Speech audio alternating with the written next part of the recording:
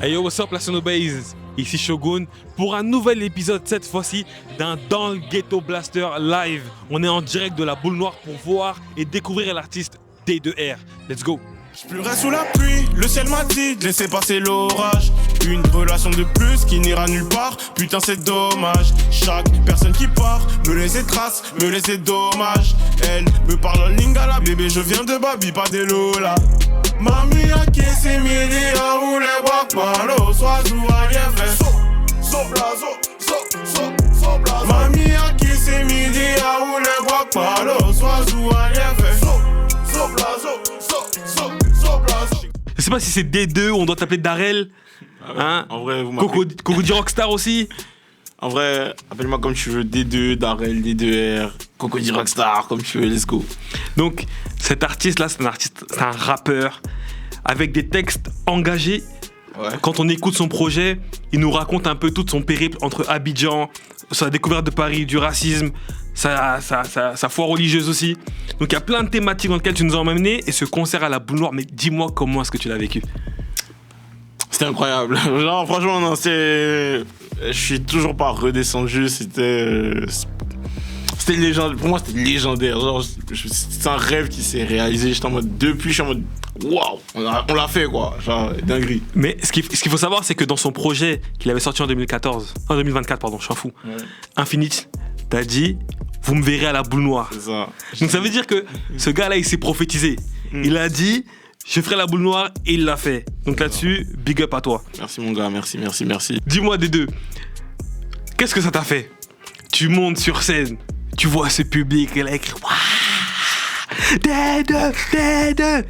Tu vois, ça t'a fait quoi un peu? Raconte-nous un peu cet effet-là face à ton public qui est là pour toi. Parce que là, c'est vraiment là, ils sont là pour toi, pas pour quelqu'un d'autre.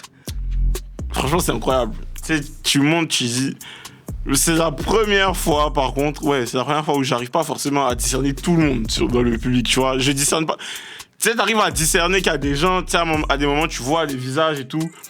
Mais d'habitude, j'arrive à voir plus ou moins tout le monde dans la salle. Là, j'arrivais pas forcément. J'étais en mode, ok, ouais. C'est chaud, en fait. C'était vraiment chaud et c'est surtout l'énergie qu'ils ont envoyée. Tu vois, l'énergie qu'ils t'ont envoyé, qui renvoie sur le. Quand t'es sur scène comme ça, tu te dis, non. Je vais faire ça toute ma vie en fait, genre c'est trop méchant, c'est trop méchant. À un moment t'es rentré dans le public, non? Non mais forcément, c'est pas moi, le public m'appelait, tu vois, genre, à un moment donné, ils m'ont dit viens, saute avec nous. J'ai dit non, vas-y, vas-y, on y va. Je crois que c'est sur Zoblazo, carrément on a fait Zoblazo 2 fois, Vimako 2 fois, non. C'était trop incroyable, c'était n'importe quoi, genre franchement c'était chaud de fou. Même, voilà, sur Vieux Mogol, la deuxième fois, me fait, les gars ils montent sur scène, je sais même pas qui ils montent, je vois même pas les visages, ça se met torse nu, je dis non les gars c'est trop chaud. Et j'aimerais bien savoir là, dans cette prestation là, est-ce qu'il y a un son en particulier que t'as préféré performer? Franchement, le son que j'ai kiffé de fou là, c'est quand je voyais les images, franchement c'était Die For You. Die For You? Die For You, j'ai kiffé de fou. I got time for you, baby. Les mots que tu cherchais, je ne saurais l'expliquer. Parce que c'est plus fort que moi. Magnifique. Mais une chose est sûre, c'est que je t'aime. Parce que je t'aime un point, c'est tout.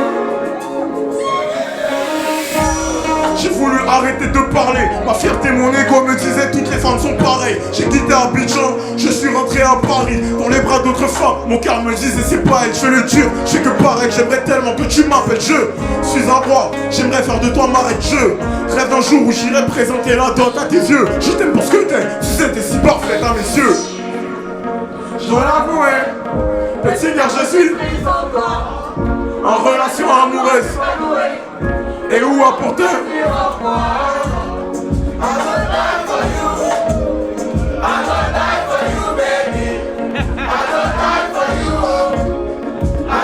Je suis rentré à Abidjan, j'espérais te voir. J'imagine que ça t'a surprise de voir mon message. T'es passé à autre chose, tu t'ennuies de moi. Tu m'as laissé en vue sans même me donner de voix. Est-ce que tu sais que dans mon cœur il ne fait que pleuvoir quand j'imagine que t'es avec un autre que moi? J'ai passé mon séjour à espérer te revoir. Mais je suis rentré sans même apercevoir ton ombre.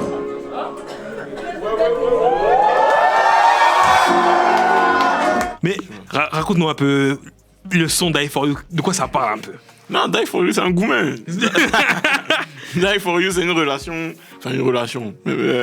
C'est une histoire d'amour qui s'est mal finie pour moi et que j'ai transformé en chanson, en musique. Et je sais pas, j'ai dit ça j'ai fait un tweet là, j'ai dit c'est le gourmet le plus rentable de ma vie. Genre, quand je chante cette chanson là, je trouve que c'est l'une des chansons où le public me rend la meilleure énergie, vraiment. Je pense que c'est dû aussi au sample de Espoir 2000.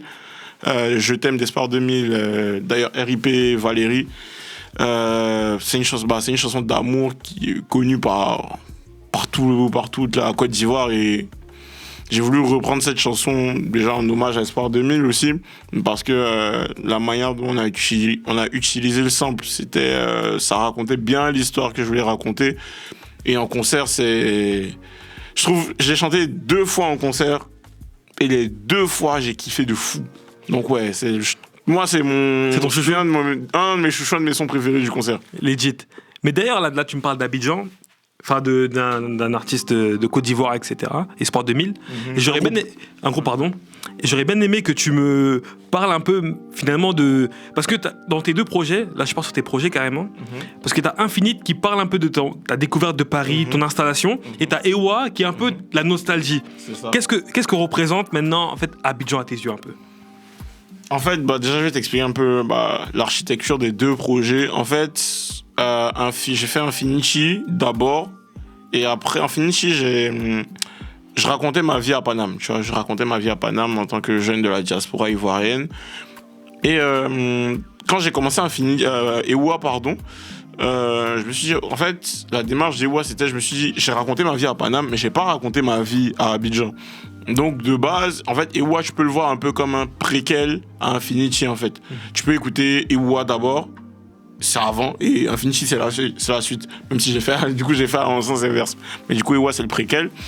Et qu'est-ce qu'Abidjan représente? En fait, Abidjan, au final, ça représente tout. Pour moi, je me suis rendu compte que ça représente vraiment tout, dans le sens où c'est de là que j'ai puisé toute mon inspiration musicale, en tout cas une bonne partie de mon inspiration musicale, une bonne partie de cet héritage musical que je porte. Et je me suis rendu compte qu'en étant en France, en vivant en France, c'est aussi avec cet héritage musical que j'allais réussir à faire la différence avec ma musique, tu vois. C'est pour ça que quand sur scène, je te fais des Die For You avec le centre d'Espoir 2000, que le public me rend une énergie. Quand je te fais un Zoblazo. Le ciel moitié, elle s'est passé l'orage. Une relation de plus qui n'ira nulle part. Mais c'est dommage. Chaque personne qui part me laisse trace, me laisse dommage. Elle me parle en lingala, bébé, je viens de Babi, Barcelona. Maria qui s'est mise à rouler votre palo. Maria qui s'est mise à rouler votre palo.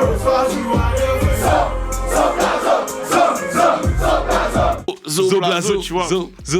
Quand on termine sur un vieux mogot, t'as une salle de 200 personnes qui te chantent. On est là, vieux mogot, typiquement de l'argot ivoirien. Je me dis, voilà, en fait, c'est ça qui marque, c'est ça la différence dans ma musique, c'est ça la plus-value de ma musique.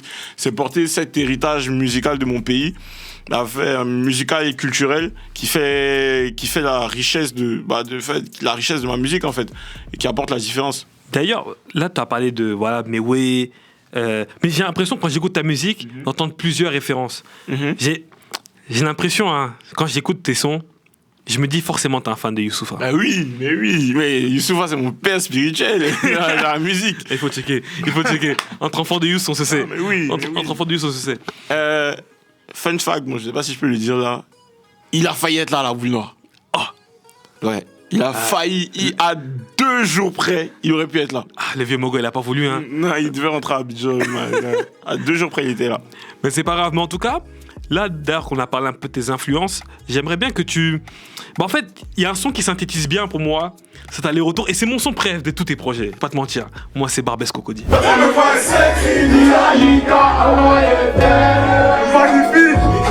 bébé, tu sais, sans toi, je dors pas, c'est vrai. D2R, vie contredit. La nous vivant, mais je vivais contredit. J'ai dans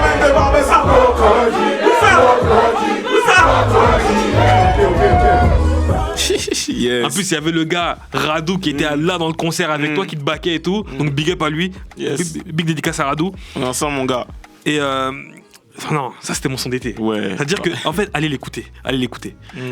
Explique-nous un peu comment l'état d'esprit de quand vous avez fait le son avec Radou. En vrai, Barbès Cocody, franchement, ça allait super vite. Hein. Barbès Cocody, genre, je crois, on l'a posé, je sais plus quand.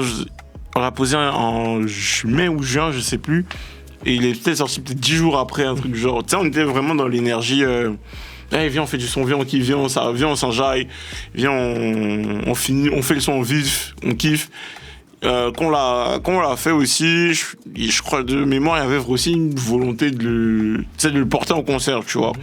C'est pour ça dans l'écriture, tu sais, t'as le oh, tu vois, quand je fais cette phrase là, Je sens que c'est pour le public. je fais précisément pour qu'en concert là, le public puisse le reprendre, qu'on s'enjaille, tu vois. Et et comme t'as dit, en fait, t'as bien raison, tu résumes bien, en fait, c'est le son qui synthétise bien les deux univers de Barbès à Cocody, en fait. Alors, sur le son, moi je représente du coup Abidjan, Radou qui représente Barbès, Paris, et au final ça représente bien, si je peux dire, la dualité de mon univers, de mon monde entre Abidjan et Paris, quoi. En plus, on était dans le 18e, boule noire. Exactement, C'était dans le 17. c'était le Graal. C'était le Graal, tu vois. Et d'ailleurs, là, j'ai envie de parler aussi d'un autre élément. Tu fais ton concert et tu sens le son Koumassi. Aujourd'hui aussi, je me mets à douter. 1, 2, 1, 2, 3. Les enfants sous moi, je t'aime me cacher la souffrance. Je vois le ciel en tout blanc et mon cœur est plongé dans la tourmente. Les enfants sous moi, je t'aime me cacher la souffrance. Je vois le ciel en tout blanc et mon cœur est plongé dans la tourmente. Je n'ai combien de Barbie, je suis l'armée ne prends pas pour alerter. 225 à Paris, en grand-mère habite à Koumassi. Je n'ai combien de Barbie, je suis l'armée ne prends pas pour alerter. 225 à Paris, en grand-mère habite à Koumassi. Koumassi, c'est un son que j'aime beaucoup parce qu'en fait, tu dis des mots dedans. Si je me trompe pas, je suis noir, mais me prends pas pour ton l'ordi. Ouais. C'est une thématique, même si tu fais pas un son dédié à ça, mais j'ai l'impression que ça revient régulièrement. Le fait, la claque que tu t'es pris quand tu arrives en France, le fait que, je crois que tu dis dans un de tes sons, t'es devenu noir quand t'es arrivé en France. Exactement. Explique-moi un peu ce périple-là. En fait, moi j'ai vécu, avant d'arriver à Paris, moi j'ai vécu 17 ans de ma vie. Bon, j'ai dit mes 18 ans ici, 17 ans à Abidjan. Et à Abidjan, tout le monde est noir. Mm-hmm. Bon, il y a des Libanais, il y a des Français, forcément, mais tu sais, la population, on est des Renoirs là-bas, tu vois, on est des Noirs.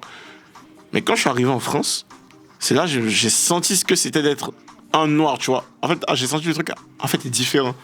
En fait, ici, t'es une minorité. Ici, c'est pas comme chez toi. Ici, tu n'es pas chez toi. Je l'ai senti. Et voilà, je dis toujours, en fait, j'ai compris c'est quoi être noir quand t'arrives en France. Quand je suis arrivé en France, c'est à ce moment-là que j'ai senti ça. Quand je dis, c'est Yankee m'ont pris, donc pour moi, si je dis, c'est Yankee m'ont pris pour un dealer car je suis noir et j'étais posé dans le 19e, histoire vraie, tu vois, genre, ça marche. C'est à ce moment-là que j'ai commencé à comprendre, c'est ma première année, je suis posé justement dans le 19, il y a un mec qui me dit, ouais, t'as un truc. De quoi tu parles, mec? Tu vois, c'est en mode, mais de quoi tu parles? Ouais, sur le coup, je capte pas, tu vois, parce que je fume pas, je suis pas dans tout ça. Et tu sais, il me parle en mode, ouais, genre, c'est normal que je sois dans ce truc-là. Je me dis, et je capte pas direct, et après, j'en parle à des gens, ils me disent, ouais, t'es un noir dans le 19e. Donc, t'es capuché, il fait froid, t'es capuché, bon, on te prend pour un dealer. Je suis en mode, ah ouais, en fait, je suis noir, en fait. C'est ça être noir. Et après, par la suite, t'as tous les... Tu sais, tu vis des événements genre comme... tu sais, quand il y a eu les événements pour... comment il s'appelle? Il y a eu beaucoup, aux États-Unis avec Assa Traoré. Ouais, t'as eu George Floyd. George Floyd, voilà, tu sais, il y avait la manif pour Adama Traoré. Ouais, le 20 juin. Ouais, le 20, exactement.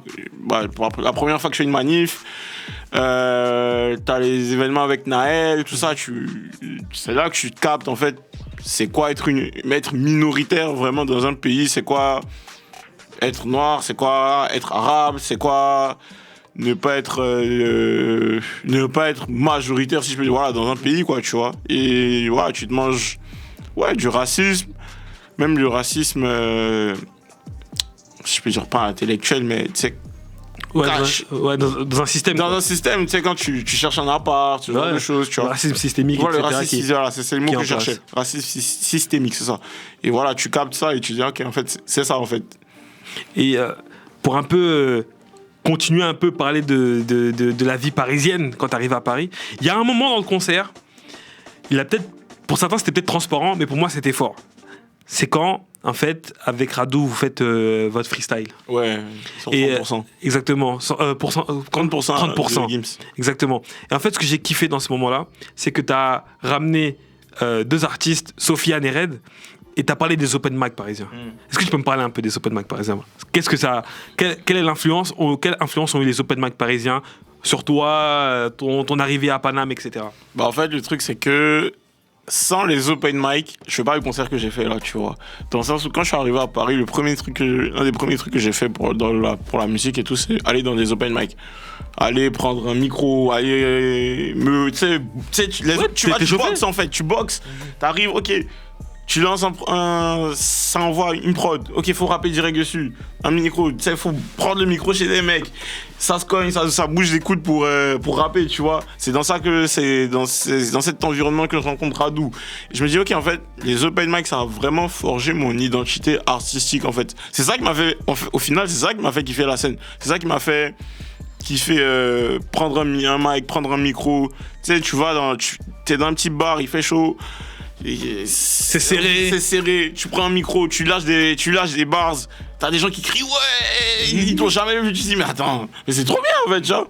Donc de là tu dis ok, si j'arrive à faire ça avec des inconnus comme ça, tu sais, dans ce contexte, ça veut dire que j'ai un truc qui fait que je peux pousser le truc plus loin. Et c'est de là que tu fais un open mic, après tu fais un concert, après tu fais un deuxième concert, un showcase, etc. et jusqu'à la boule noire. Ok. D'ailleurs, j'en profite, petite dédicace à l'équipe d'Oaza, Bitume, Big Love. Yes, on tout est en ça, bleu sang parce que c'est eux. ils font les travaux. C'est eux, Ils font les travaux. Et obligé de leur rendre hommage là-dessus. Et un peu pour continuer un peu sur toute la musique, j'aimerais bien repartir un peu sur... Il y a un projet que tu as fait, notamment, en vrai 2024, pour toi c'est une année chargée, j'ai l'impression. Il y a eu 2 projets qui sont sortis. Tu as eu le Infinity partie 2, la suite. Tu as eu le projet Gospel, si je ne me trompe pas. Ça, c'était des vieux morceaux. C'était des morceaux que j'avais déjà sortis, mais que j'avais retirés des plateformes. Pour je ne sais quelle raison, j'aurais pas dû le faire justement. Et je me suis dit, ok, en fait, c'est des morceaux que les gens me demandaient en mode pourquoi il n'y a pas tel morceau sur les plateformes et tout. Et du coup, tu sais, ça s'appelle 2019-2021, je crois. Si je me suis, 2019-2021. Et du coup, c'est des morceaux que j'ai fait de 2019 à 2021, quoi. On va dire c'est une compilation. C'est une compilation. Ouais. Ok. Et d'ailleurs, j'aimerais bien parler quand même de quelque chose, parce que au même titre que souvent tu fais référence notamment à ta vie parisienne, le racisme ou autre, tu fais aussi beaucoup de références de temps en temps à ta foi religieuse. Ouais. Le fait que parfois tu te dis j'ai peur d'aller en enfer ou choses comme ça. Tu peux nous parler un peu de comment est-ce que tu ramènes ça dans ta musique, etc. Quelle est la place que ça a dans ta musique? Ma foi, c'est en vrai de vrai, c'est la base, tu vois. Genre, tu veux vraiment que je te raconte l'histoire même? Non, mais après, évidemment, c'est très lent. Je vais essayer de synthétiser. En gros, quand j'avais 17 ans, déjà je suis chrétien. Quand j'avais 17 ans, on va dire, j'ai fait une rencontre. Enfin, tu sais, j'étais déjà chrétien de base, mais ça t'est révélé une nouvelle foi. Voilà, j'ai eu une nouvelle révélation de ma foi, tu vois. Et j'étais en mode, ok, en fait, Dieu, je crois en Dieu, je crois au talent que Dieu donne. Et je crois que si Dieu m'a donné le talent de la musique, c'est pour impacter les gens, tu vois. C'est pour aider les gens par ma musique. Ma musique, elle est pas anodine. Moi, je crois au pouvoir de la musique. Je me dis, tu sais, quand tu écoutes une chanson, ça t'influence. Oui. Quand tu écoutes une chanson, que ce soit de la trap, du gospel, que ce soit du R&B, ça influence ton mood, ça influence tes émotions. Je me suis dit, ok, en fait, faut que, par ce talent que Dieu m'a donné, faut que je puisse impacter les gens de la bonne manière, de la manière positive. Ah ouais, de la manière positive, pour moi, c'est quoi? c'est d'un côté raconter ma vie, parce que quand je te raconte ma vie, je sais qu'il y a quelqu'un d'autre qui a sûrement vécu la même chose que moi. Exact. J'ai vu un tweet en plus ce matin, dans Yéléma, dans un de mes morceaux, Yéléma, je dis « Je suis un enfant du divorce, donc j'aimerais élever le niveau. » Oui. Il y a des gens qui me disent que quand ils ont écouté cette phrase, ils ont pleuré. On l'entend une fois. Magnifique, à vous non plus fort. Vous êtes magnifique ce soir, faites du bruit pour vous. Le plus dur, c'est la première ligne. Après, faut rester solide comme joueur en première ligne. J'ai vu mes dents s'entretuer derrière le rideau. Je suis un enfant du divorce, donc j'ai élevé le niveau. Les études de ma musique sont tellement chronophages, tellement de rembats. Je ne dors pas sans ma chronopiale. Je me poserai souvent des questions du genre: est-ce que je joue les ballons? Du genre, est-ce que je suis préparé à la mort de mes parents? Est-ce que j'aurais mis ma famille à l'abri avant mes 30 parallèles? Est-ce que le punch des deux R sera fier quand je serai devenu le grand arrêt? Je me sens mal, mon gars fait place, je douche, je me calme, je redouche, je perds la moitié, je regagne le tout. Je rêvais de toi, de nous deux, je pars du bout, mon gars s'est pris à la cause, donc je chante avec fort, you. Et mon cœur lui continue d'être un chantier, vouloir oublier quelqu'un c'est continuer d'y penser. J'ai des potes qui ont des gosses, des potes qui ont un para. C'est à moi qui crois, qui continue de chanter. C'est froid dans mon cœur de janvier jusqu'à janvier. Mon cœur pleure tellement que je n'arrive plus. Mon cœur pleure tellement que je n'arrive plus à penser. Mon cœur pleure, du coup je me suis mis à chanter. J'attends ce son dans ma tête au dernier étage. Je pense à toi lorsque je regarde les yeux. Non, mais ça a du sens. Ça Tu vois, dans le sens où, justement, je me dis, quand tu t'écris une phrase comme ça, il y a quelqu'un qui dit, ok, je suis pas seul dans cette situation-là. Et ça fait du bien, en fait. Ouais, il y a beaucoup de phrases, tu dis je serais meilleur que mon père, ou choses comme ça. Attends, je dis pas ça comme ça. Mais, je paraphrase. Tu paraphrases. Non, mais oui, je dis des trucs. Ouais, je dis en mode. On va dire, je me sers de mon passé pour me construire, quoi, tu vois. Voilà, on va dire ça comme ça. Ma Cocody Star, dis-moi. Ma Cocody Rockstar. Ça fait quoi de faire un projet, un concert 100% en indé? Explique-nous un peu comment ça s'est passé et tout. J'aimerais bien savoir un peu les dessous de ça. Parce que souvent, il y a des tourneurs, il y a des gens qui aident à organiser. Mais vous, je sais, vous avez fait ça vraiment en autonomie totale. Explique-nous un peu. C'est dur. Non, c'est dur, je te mens pas, c'est dur. On a financé tout nous-mêmes. Ça veut dire que tout ce que tu as vu là, ça sort de notre poche. Il n'y a eu personne pour nous soutenir, il n'y a eu personne pour nous aider. Ouais. De A à Z, on a tout fait. Et ça vient un peu de la jeu mentale qu'on a eu en vrai. Les choses, elles viennent pas forcément à toi. Va les chercher, tu vois. Genre, vas-y, va organiser. On te propose pas de faire la boule nord. Va faire ta boule nord, tu vois.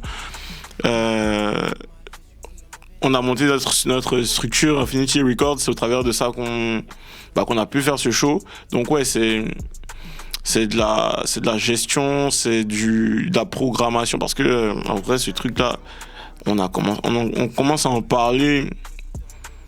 Allez, en juin 2024. Hein, et ça se fait en janvier 2025. Tu vois. Et, et encore plus loin même. La première fois que j'y pense, je me dis, peut-être qu'on peut le faire. Je commence à me dire, on va le faire, c'est en 2023. Tu vois. Ok, ouais, donc il y a vraiment le moment où vraiment pour te dire le vrai moment où je voulais le faire de base, je voulais le faire en 2023. Mm-hmm.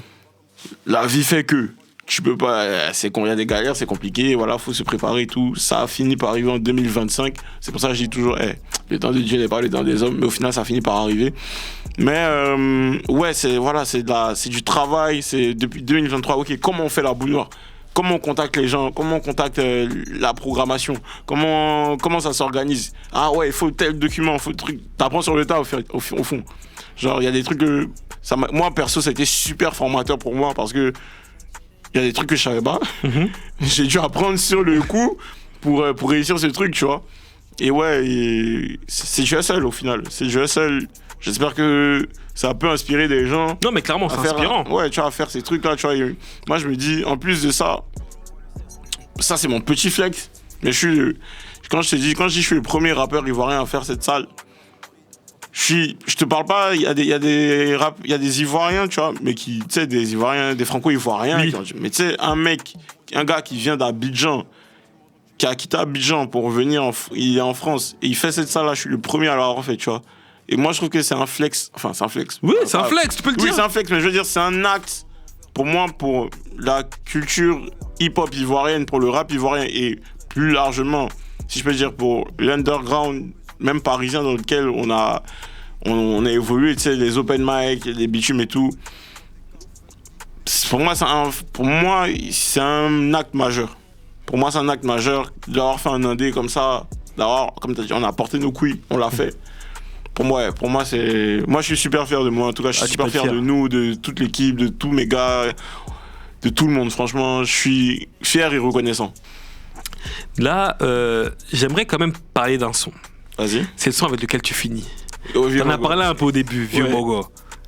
Mais tu t'es déchaîné. Non, je suis pas. Avec ton gars Eliakim, d'ailleurs, big up à lui aussi. Ouais, big up, gros. Parce qu'il était beaucoup là, il a fait beaucoup de sons avec toi Mon sur scène. gars. C'était vraiment lourd, mais waouh, quelle énergie vous avez balancé sur Vieux Mogo. Ouais. Hey, suspect, on la devient, je m'endors avec tous mes soucis. Mais vraiment tranquille, l'archer d'esclave contre les jeunes bougies. Quand le soleil se lève, je prends pas de cache, comme elle bougie. Je cache mes cicatrices en dessous de mon bougie. Hey, suis-moi ton fils, les filles, on était fiers encore. Ils en demandent, t'as vu, les petits ont changé, maintenant ils se jouent les fiers. Les petits sont pas chargés, oubliés comme les fiers. Suis-moi ton fils, petit, on était fiers encore. Ils en demandent, t'as vu, je crois qu'ils en veulent encore. Les petits ont changé, maintenant ils se jouent les fiers encore. Les petits sont pas chargés, oubliés qu'on est pas fiers encore. Après, je suis parti re-streamer direct. Je voulais redécouvrir le bail. Comment t'as vécu cette expérience-là de Vieux Mogo en live?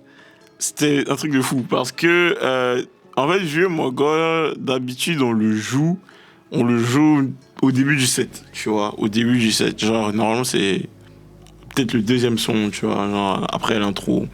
Et là, je me suis dit, c'est à chaque fois que je donne Vieux Mogo, tu sais, il y a une belle énergie et tout. Et je me suis dit, vas-y, viens, cette fois, on le fait en dernier. Viens, on le fait en dernier. Puis, je sens que c'est un son qui peut cogner en dernier, tu vois. Et on y va. À ce moment-là, je suis en mode, on est en pétard. Genre, franchement, je calcule plus rien à ce moment-là. Genre, je suis en mode, juste du kiff, tu vois. Genre, juste du kiff. Ce moment-là, c'était juste du kiff. Tu sais, t'entends tout le monde qui reprend, on est leur vieux. Tu sais, tu te dis, non, c'est bon. On a réussi. Ah, t'as réussi le coup. T'as réussi le coup. Et là, dis-moi donc, qu'est-ce qu'on peut te souhaiter pour la suite? La suite, aller toujours plus loin, faire mieux que ce qu'on a déjà fait, ou du moins en tout cas, toujours avoir un niveau, c'est ce qu'on a donné, on peut pas faire moins que ça. On doit toujours aller plus loin. On doit toujours aller plus loin, faire, allez, on a fait une boule noire, une maroquinerie, une cigale, Zénith, de plus en plus, tu vois. Mais par-dessus tout, en vrai, de ça, bah, on en revient au truc de la foi, là.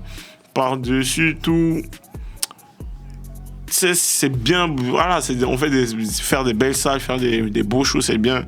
Mais moi, à la fin de la journée, moi, ce que je kiffe, c'est quand on fait un truc comme ça, il y a des gens qui disent, ah ouais, j'ai passé un bon moment, ta musique m'a touché, ça m'a fait du bien de passer ce moment-là, parce que je me dis, tu sais, quelqu'un il vient au concert, tu sais, il sait pas dans quel, peut-être qu'il est dans un mauvais état, il est dans un mauvais mood, peut-être que pour 1 heure, tu le mets bien, tu le fais kiffer, il arrive à un temps soit peu oublier ses problèmes et profiter d'un petit moment, quoi, tu vois.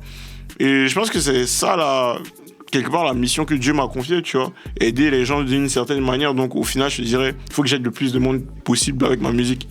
C'est ça qu'il faut me souhaiter. Sur ces belles paroles, en tout cas, l'équipe, la Sonobase, allez streamer à fond D2R. C'était méchant, c'était incroyable.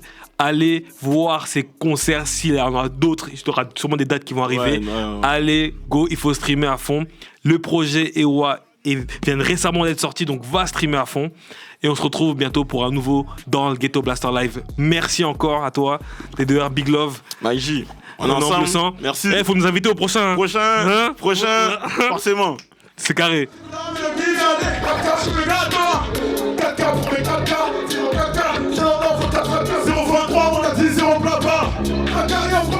On est parti chercher, c'était personnel. Trop de problèmes, mais on n'avait personne. Alors dis-toi, je dis mon nomination.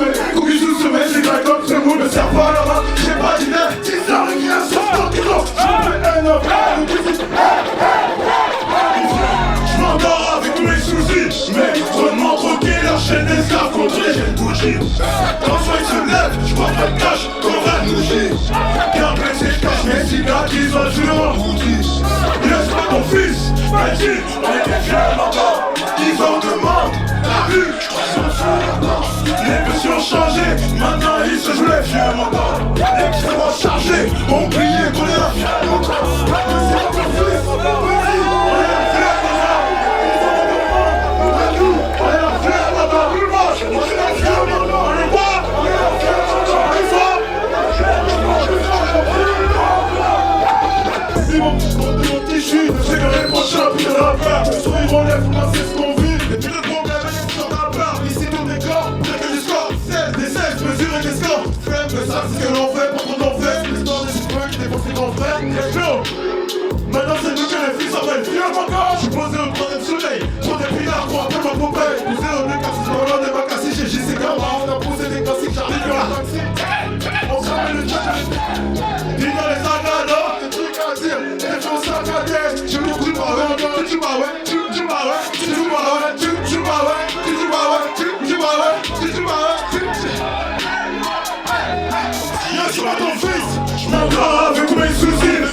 Seulement troquer leur chaîne d'esclaves contre les jeunes bougies. Quand le feu se lève, j'crois en vrai cash, qu'on va nous chier. J'ai blessé, j'cache mes cigares qui sont sous mon boutique. Y'a pas ton fils, vas-y, on était fiers encore. Ils en demandent, t'as vu, j'crois qu'ils en veulent encore.